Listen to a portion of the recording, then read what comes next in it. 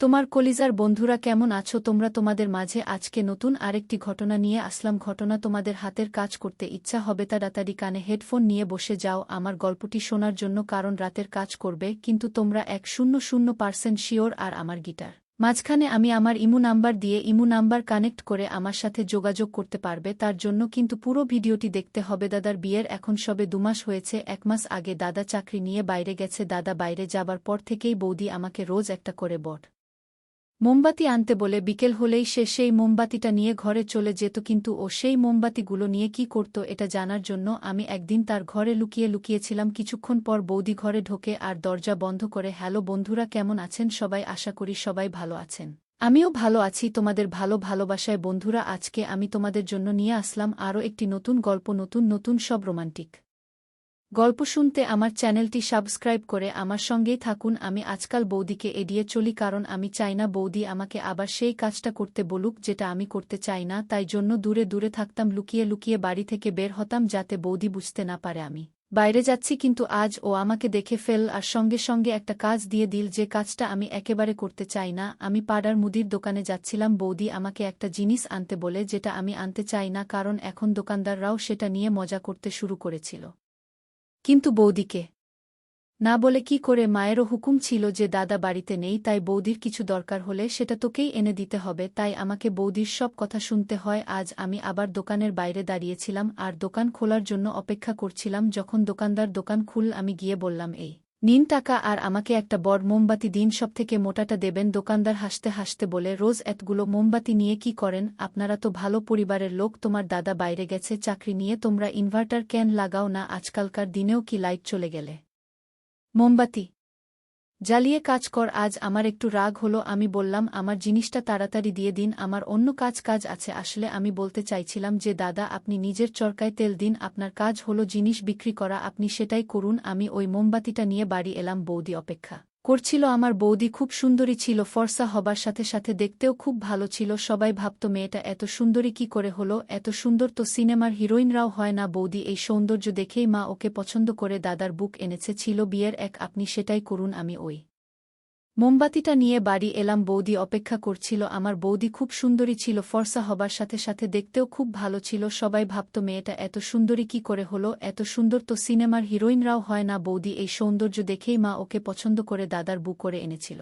বিয়ের 1 মাসের মধ্যে আমাদের সব আত্মীয় স্বজনরা যারা বিয়েতে আসতে পারেনি তারা আমাদের বাড়িতে আসে বৌদিকে দেখার জন্য। তারা বারবার বৌদিকে জিজ্ঞেস করত তার কোনো বোন আছে কিনা, কিন্তু বৌদি মা বাবার একমাত্র মেয়ে ছিল। বৌদি আমার হাতে মোমবাতিটা দেখে খুব খুশি হলো। সে আমার হাত থেকে মোমবাতিটা নিয়ে তার সলতেটা তুলে ফেলে দিল আর ওটা নিয়ে নিজের ঘরে চলে গেল। বিকেল হয়ে গেছিল। বৌদি বিকেলে কোনো কাজ করতে চাইত না, নিজের ঘরে একলা বসে থাকত। মা বলত, মনে হয় গৌরব এই সময় ওকে ফোন করে, ওদের সবে বিয়ে হয়েছে কিন্তু এখনই ওদের আলাদা থাকতে হচ্ছে। বিয়েতে অনেক খরচা হয়ে গেছিল, তাই দাদাকে উপার্জনের জন্য শহরের বাইরে যেতেই হলো। তবে চিন্তা নেই, 1 বছরের মধ্যে ও ফিরে আসবে। বৌমার তো মন খারাপ হবেই। আমার মা বৌদিকে খুব ভালোবাসত। মায়ের তার কোনো ভুলেই চোখে পড়ত না, এমনটা সচরাচর দেখা যায় না একজন শাশুড়ি তার বৌমাকে এতটা ভালোবাসে। বৌদি ও সবার সাথে খুব ভালো ব্যবহার করত, কিন্তু বিকেল হলেই সে নিজের ঘরে চলে যেত। আমি ভাবতে লাগলাম যে বৌদি যদি মোমবাতিগুলো অন্ধকার ঘরে আলো আনার জন্যই আনায়, তাহলে তার সলতেগুলো ফেলে দেয় কেন? সলতে ছাড়া তো মোমবাতি জ্বলবে না, তাহলে ওইগুলো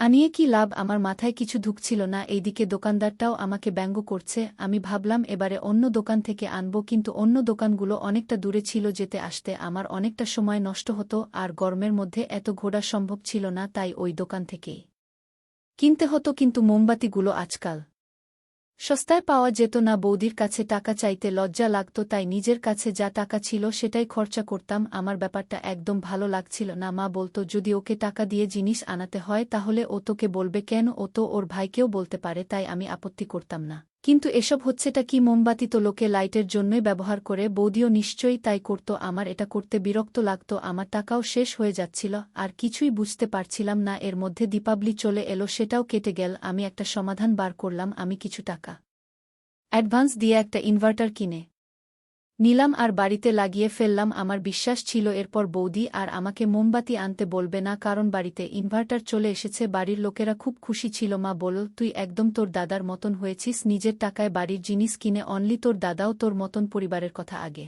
ভাবে নিজের কথা পড়ে, তাই জন্যই তো সে বিয়ের পরপরই বাইরে চাকরি করতে চলে গেল। আর তার বউ কত ভালো, কখনো আপত্তি করেনি। আমার বিশ্বাস ছিল বৌদি আর আমাকে ওই কাজটা করতে বলবে না, কিন্তু আমি অবাক হয়ে গেলাম যখন তারপরের দিনই বৌদি আমাকে টাকা দিয়ে বলল একটা বড় মোমবাতি কিনে আনতে। তুমি কালকেও সেটা আনোনি। আমি বললাম, বৌদি এখন তোমার মোমবাতির কি দরকার, এখন তো বাড়িতে ইনভার্টার চলে এসেছে। বৌদি আমার কথা আর কোনো উত্তর দিল না, আমাকে তার কথা শুনতেই হবে। আমি ভাবতে লাগলাম ইনভার্টার লাগানোর পরেও বৌদি আমাকে কেন মোমবাতি আনতে বলছে। উত্তরটা জানার জন্য আমি কখনো যেটা করতে চাইনি সেটাই আমাকে করতে হলো। একদিন আমি বৌদিকে সরাসরি জিজ্ঞেস করলাম যে সে মোমবাতিগুলো নিয়ে কি করে। সেটা শুনে বৌদি হাসতে থাকে আর বলে, আমি রাতে জানলা খুলে রাখব, তুমি নিজেই এসে দেখে নিও আমি ওইগুলো নিয়ে কি করি। আমার মনে হলো বৌদি খুবই অদ্ভুত। বৌদি আমাকে যে কথাটা বলল সেটা আমি মাকেও বলতে পারলাম না। একদিন দাদা ফোন করে মাকে বলল মনে, আর সে বলে খুব তাড়াতাড়ি সে ৩ মাসের জন্য এখানে আসবে। দাদা ছুটি পাচ্ছে, কারণ যেই শহরে ও কাজ করে সেখানের অবস্থা ভালো নয়। দাদাকে খুব তাড়াতাড়ি ফেরত পাঠিয়ে দেওয়া হবে, কিছুদিনের মধ্যেই সে আসছে। খবরটা পেয়ে আমরা সবাই খুশি ছিলাম, কিন্তু বৌদিকে দেখে মনে হলো যে সে খুশি নয়। বৌদি বলে যে দাদা ছুটি পাবে না আর এখানে আসতেও পারবে না, ওখানেই কাজ করতে হবে, আর কাজ না করলে টাকা কোথা থেকে আসবে। মা বলে, তোমার তো খুশি হওয়া উচিত যে তোমার স্বামী বাড়িতে আসছে, তা না তুমি এখন কাজ আর টাকা নিয়ে পড়েছ। আমার বৌদি ও মুখের উপর জবাব দিয়ে বলে, টাকা না এলে এই সংসার কি করে চলবে। আপনার এই ছেলে তো কোনো রোজগার করে না, যেখানে আমি বাড়ি বাড়ি গিয়ে বাচ্চাদের টিউশন পড়াতাম। তাছাড়া আমার পড়াশোনা তখনও শেষ হয়নি, তাই রোজগারের কথা আসছে কোথা থেকে। বাবার পেনশন আসতো আর দাদাই তো গোটা সংসারটা চালাতো। মা কিছু বলতে গেল, কিন্তু আমি মাকে চুপ করতে বললাম। আমি বললাম, বৌদি নিজের আসল রূপটা দেখাচ্ছে, এসব করে বাড়ির পরিবেশ নষ্ট হবে আর মায়েরও ব্লাড প্রেসার বাড়বে। মা নিজের ঘরে চলে গেল। আমি খুশি হলাম যে মা আমার কথা শুনে চুপ করে গেল। আমি চাই না বাড়িতে কোনো অশান্তি হোক। বৌদি ছোট ব্যাপার নিয়ে সমস্যার সৃষ্টি করত। মনে হয় ওর ভালো মানুষের মুখোশটা এবার খুলে যাচ্ছে আর ও আমাদের দেখাচ্ছে যে ও কিরকম মহিলা। আমি বৌদির সাথে বেশি কথা বলতাম না, নিজের কাজে ব্যস্ত থাকতাম। ও যখন আমাকে কিছু আনতে বলতো আমি এনে দিতাম। একদিন আমি ফোন দেখতে দেখতে ওর ঘরের সামনে দিয়ে যাচ্ছিলাম, যখন বৌদি আমাকে ইশারা করে আমি ঘরের ভেতরে চলে যাই। আমি ভেবেছিলাম ও আমার সাথে মজা করছে। আমি ফেরত যাচ্ছিলাম, কিন্তু হঠাৎ আমি থমকে দাঁড়ালাম। বৌদি ঘরের জানলা খুলে দিয়েছিল, তার মানে ও আজ মজা করছিল না। জানলা খোলা আছে আর আমি ভেতরে উকি মেরে দেখতে পারি। আমি এই সুযোগটা হাতছাড়া করতে চাই না। বৌদির দুর্বলতাটা যদি আমি জানতে পারি তাহলে আমি মাকে বলে দেব আর দাদাকেও। বৌদি নিজেও জানি না ওয়াজ কত বড় ভুল করে ফেলেছে আজকাল। আর আমি বৌদিকে সম্মান করতে পারি না। ও আমার মায়ের সাথে ঝগড়া করত আর আমার সেটা ভালো লাগতো না। আমি জানলার দিকে এগোতে লাগলাম, আমার ভয়ও লাগছিল এই ভেবে যে ভেতরে কি দেখ। জানলা খোলা ছিল আর ঘরের ভেতর আলো জ্বলছিল দেখার জন্য। আমি জানলার ভেতরে উকি মারলাম। প্রথমে ভেতরে দৃশ্যটা আমি ঠিক করে দেখতে পাচ্ছিলাম না, কিন্তু যখন দেখতে পেলাম তখন আমার চোখ ভরা। এখন আমি বুঝতে পারলাম বৌদির যন্ত্রণা কেন হতো, কারণ বৌদি মোমবাতিটাকে গলিয়ে নিজের মুখে আর হাতে লাগাচ্ছিল। গরম গরম মোমবাতি লাগিয়ে যখন সামনে বসেছিল তখন ও খুবই ভয়ঙ্কর লাগছিল। বৌদিও আমাকে দেখে ফেলে যে আমি জানালা দিয়ে উকি মারছি, ও অদ্ভুতভাবে আমার দিকে তাকিয়ে রইল। আমি ভয় পেয়ে ওখান থেকে চলে গেলাম। সকালে বৌদিকে জিজ্ঞেস করলাম যে সে এমনটা কেন করছিল। ও বলল, তোমার কি মনে হয় আমি এত সুন্দর দেখতে কেন? আমি রোজ রাতে নিজের মুখে আর হাতে মোমবাতি লাগাই, কাল আমি সেটাই করছিলাম। মোমবাতি লাগিয়ে আমার চামড়া থেকে সব ময়লা উঠে যায় আর তাই জন্যই আমি এত সুন্দর। আমার মনে হলো বৌদির মাথা খারাপ আছে, তাই আমি আর কথা বাড়ালাম না। সুন্দর দেখতে হবার জন্য নিজেকে এত কষ্ট দেয়া, যেই মানুষ নিজেকে ভালোবাসে না সে কাউকে ভালোবাসতে পারে না। যখন ও নিজের উপর এত অত্যাচার করতে পারে তখন ভবিষ্যতে ও যে কারোর উপর এটা করতে পারে। আমি এই কথাটা কাউকে জানালাম না। দাদা ৩ মাসের জন্য বাড়ি ফিরে এলো। দাদার বৌদির রোজ ঝগড়া হতো। বৌদি খুব জিদ্দি ছিল আর দাদা ওর কোনো পুরনো প্রেমের ব্যাপারে জানতে পেরে গেছিল।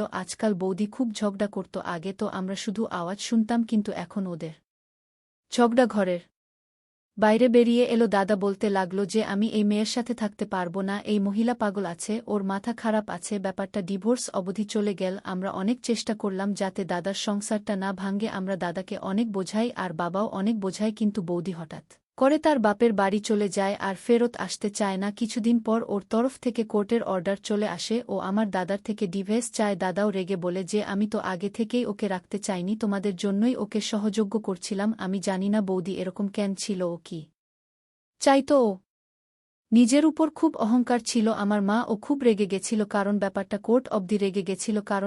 কোর্ট অবধি চলে গেছিল। দাদা আমার মাকে বলে যে তুমি ওর শুধু রূপ দেখেছ, ওর চরিত্র আর গুণ দেখনি। শুধু ওর রূপ দেখে ওকে এই বাড়িতে নিয়ে এসেছিলে। বন্ধুরা আপনাদেরকেও বলছি শুধু কারো রূপ দেখে তাকে বিচার করবেন না, সবকিছু দেখে তবেই বিয়ে করার সিদ্ধান্ত নেবেন, কারণ বিয়েটা কোনো খেলা নয়। আজকের গল্পটি এই পর্যন্ত, আশা করি সবার ভালো লেগেছে। বন্ধুরা, গল্পটি কেমন লাগলো তা কমেন্টে বলে যেও। এইরকম নিত্য নতুন রোমান্টিক গল্প পেতে আমাদের চ্যানেলটি সাবস্ক্রাইব করে পাশেই থাকবেন। ধন্যবাদ বন্ধুরা।